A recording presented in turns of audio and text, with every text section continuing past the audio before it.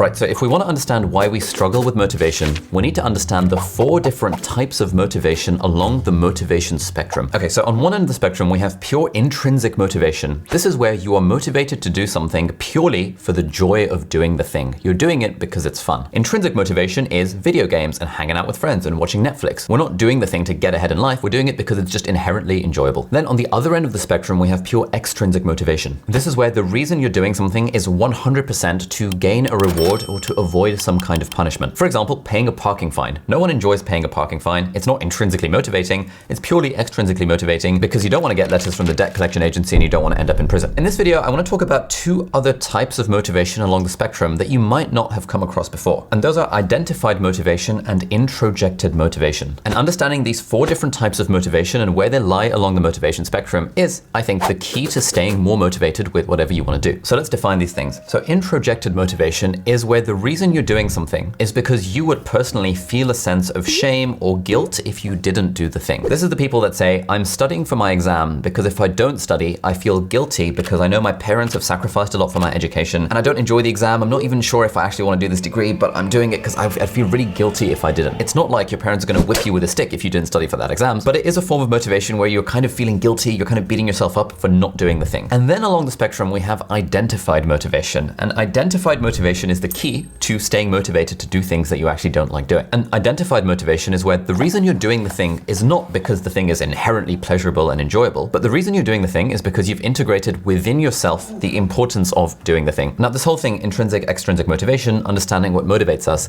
is part of a theory in psychology called self-determination theory, which these 2 guys, DC and Ryan, came up with in the 1960s. And for the last 50, 60 years, this has been the primary theory in psychology to actually understand motivation. Within self-determination theory, there is a mini theory called organismic integration theory, bit of a mouthful. And that is the theory that explains this concept of identified motivation. Now, for this video, I'm going to be citing evidence from self-determination theory, but I'm also going to be referencing this book, Freely Determined, by Professor Kennon Sheldon, who's also a researcher in the field of motivation. Now, most of this book talks about the concepts of free will and determinism and behaviorism and stuff, but there's one chapter within it that just blew my freaking mind when it came to understanding motivation. And that chapter, I think it's chapter 4, is where I kind of got this stuff from. And then I read a bunch of papers as well that Professor Sheldon cites at the end of the book. And now I feel like I have a way better understanding of how motivation works. Anyway, all that citation aside, really understanding identified motivation is the ultimate key to staying motivated. So coming back to our exam analogy, identified motivation is, I'm studying for this exam. It's not intrinsically enjoyable to study for this exam, but to me, becoming a doctor at the end of the 6 years of my medical degree is really important.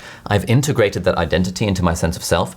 It's not that external forces are telling me I have to become a doctor, but I genuinely want that thing. Now, I want to take a little bit of an aside at the moment to talk about the idea of willpower and discipline.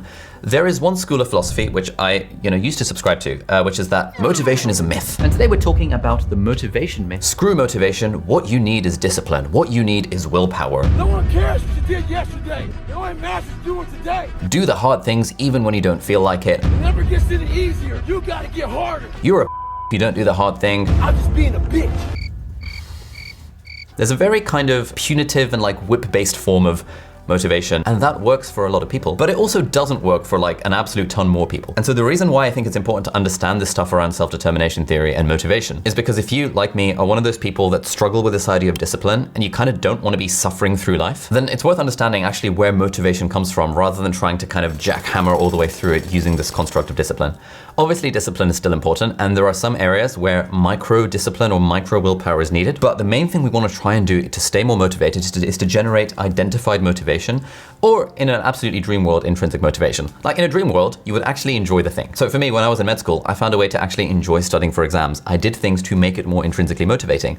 I got my friends together, we would all study in the same library. I color-coded my timetables so it felt like I was making more progress. I would have Lord of the Rings and Pirates of the Caribbean playing through my headphones so that it felt like I was on more of an adventure. I would go around to different coffee shops and libraries around Cambridge so that it would feel as if I'm having a bit more fun. And all of those things were things that I tried to do to make studying for exams more intrinsically enjoyable, more pleasurable, more motivating. Now, this whole video is about reasons why you might not be feeling motivated and how to get over those. But one big thing that we're not discussing in this video is the emotional and mental health side of that equation, where you might not be feeling motivated because there's some issues that you might find it worth discussing with a therapist. And if you're looking for one of those, then you might like to check out BetterHelp, who are very kindly sponsoring this video. Now, BetterHelp is the world's largest therapy service, and it's 100% online. They let you tap into a network of over 25,000 licensed and experienced therapists who can help you with a whole wide range of issues. And to get started, you just answer a few questions about your needs and preferences in therapy, and that way BetterHelp can match you with the right therapist from their network. You can message your therapist at any time, and you can schedule sessions whenever it's convenient for you. And if your therapist is not right for you for whatever reason, you can switch to another one completely free of charge. Now, I actually tried one of the BetterHelp therapists a few months ago when I was having a few uncertain thoughts about my YouTube channel and what direction I'm taking the business. And even though the guy had no experience of actually running a business, the fact that he was a therapist meant that he was able to kind of talk through the problems with me.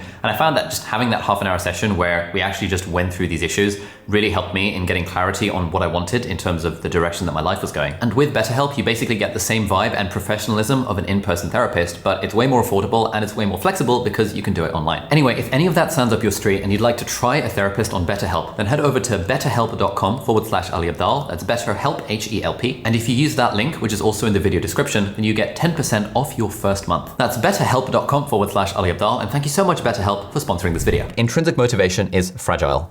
Even when something starts off as being fun, it often does not stay that way. Being a YouTuber started off, honestly, for me as being fun, because I was making videos for fun, it was great banter and stuff. But eventually you get to a point where I want to stay consistent, I need to grow my channel. I don't feel like it. It's not fun anymore. Similarly, people that go to the gym have this thing where normally going to the gym is fun, but there are some days where you just don't feel like it. That is where your intrinsic motivation has run out. Now, at this point, if you want to stay motivated, you either rely on willpower and discipline and grit and all that kind of stuff, or you try and find a way to be hang on, how do I connect this to my internal sense of self so that I actually, personally, fundamentally care about the result that I'm striving for? And the answer here is in one word, and that word is autonomy. Autonomy is a fancy way of saying ownership or control. And for our motivation to feel like it's more intrinsic rather than extrinsic, we have to feel as if we have control over the outcome, we have control over the process, we have control over the mindset that we approach the thing with. So if, for example, you're studying a university degree because your parents are forcing you to study that university degree, that is taking autonomy away from you. And there's so many studies that have shown that if you take autonomy away from kids, like parents that force their children to play the piano, then the kid will lose the intrinsic joy and motivation they had for the thing in the first place. You often see this when it comes to religion and culture as well, and actually Kennon cites a bunch of evidence, which are super interesting papers, you can check them out if you want to. Generally, if you're an immigrant to a country, your family will want you to retain some elements of your culture and or your religion. And the more heavy-handed people are with forcing you to pray 5 times a day or whatever the thing might be, or go to church on weekends or whatever, the more likely the kid is to rebel against that because they feel that autonomy is being taken away from them. And they feel okay, I'm going to church because I feel guilty, or I'm going to the mosque because I have to, rather than because I want to. And actually a bunch of these studies interestingly show that if parents are more autonomy supportive, where they support the child's autonomy and don't force them into doing things that they don't want to do, then the child is actually way more likely to internally generate this identified motivation to feel as if they themselves want to stay connected to their culture or to their religion, for example. So what does this mean for us? Having understood these 4 different types of motivation, how do we actually stay motivated for things? Well, as we talked about, the key is identified motivation. And within that, we want to set what's called self-concordant goals. When we're setting a goal, we want to be asking ourselves, why do I actually want to do this thing? And the more we can connect that to a sense of autonomy, I'm doing this because I choose to, I'm doing it because I actually want the outcome personally. No one is forcing me to, society is not forcing me to. This is actually what I want. The more likely we are to be able to integrate that within our sense of self, the more likely we are to have identified motivation, which is a quote better form of extrinsic motivation compared to introjected or pure external motivation. Strategy number 2 that we can use to help generate identified motivation is when we're feeling that our motivation for a thing is running dry, that's when we need to try and consciously remind ourselves that we actually genuinely care about the outcome. For example, when I don't feel like going to the gym, I sit down and I spend 5 minutes negotiating with myself in my head and reminding myself that no, getting fit and taking care of my health is genuinely something I'm interested in. I imagine myself kind of at the age of 50 or 60 wanting to play with my grandkids, and I imagine that I really want to have a body that's flexible and mobile and that can do those things. And so I'm trying my best to cognitively and somewhat emotionally remind myself that I actually care about the reward at the end of this thing, and I care about the reason why I'm going to the gym, rather than just because going to the gym is inherently pleasurable. Strategy number 3 for generating more identified motivation, and therefore staying motivated in the long term, is to set identity-based goals. So again, to use the gym example, this is not, I want to go to the gym so I can have six-pack abs, because that is kind of extrinsic, it's kind of external, it's not really an identity. It's, I want to go to the gym because I want to be, and I am the sort of person who takes care of my health. And this is a strategy that I've been using for the last few weeks to get more into cooking. And so I set myself the identity goal of becoming a cooking adventurer. Cooking adventurer, what the hell does that mean? I don't know, it's just a phrase that I made up, but it's an identity that I aspire to have. I would like to be the sort of person that treats cooking as if it's a bit of an adventure and that has fun while doing it. But ultimately, the reason I've been more motivated to do cooking in the last few weeks than I ever have before in my life is because I think I've set an identity-based goal for it. Strategy number 4, genuinely try and find a way to make the thing more intrinsically motivating. This is something that Professor Andrew Huberman talks about in the Huberman Lab podcast. In those moments of the most intense friction, you tell yourself, this is very painful. And because it's painful, it will evoke an increase in dopamine release later. But you also have to tell yourself that in that moment, you are doing it by choice and you're doing it because you love it. When you can try and associate reward with the challenge of the task itself, where you can genuinely try and get enjoyment out of the heavy lift that you're doing at the gym, or that kind of brain work you're putting yourself through to study for your exam, when you can trick your brain into thinking that that's genuinely fun, then over time, it genuinely starts to be fun and you start looking forward to the challenge of the thing itself rather than to the reward at the end. And that's absolutely amazing because now you've generated almost unlimited intrinsic motivation for the thing. And strategy number 5 here is really about mindset, because one of the key things that we see from the literature around autonomy is that you can convince yourself that you actually do have more control in a situation than you think. And even if you don't have control over the process, you can't do things in your way, you have to follow a certain step-by-step guide, you can always have control over your mindset. You can always take autonomy over your own mind. But whenever I find myself thinking I have to do something, I replace that with either I get to do the thing or I'm choosing to do the thing. Because fundamentally, no one ever has to do anything. Like, I don't have to go to work. Like, when I was working, I didn't have to go to work every morning. Well, I did, because if I didn't go to work, I would lose my job, I'd lose my medical license and stuff. But if I can convince myself that I'm choosing to go to work, or even better, that I get to go to work, or even better, that I am blessed to be able to go to the hospital and save lives every day. Now, even if every other thing about my life stays absolutely the same, and like the circumstances of the job have not changed, and I feel like I actually don't have autonomy over the outcome of the process, at least I've taken control and ownership and autonomy over the mindset with which I'm approaching the thing.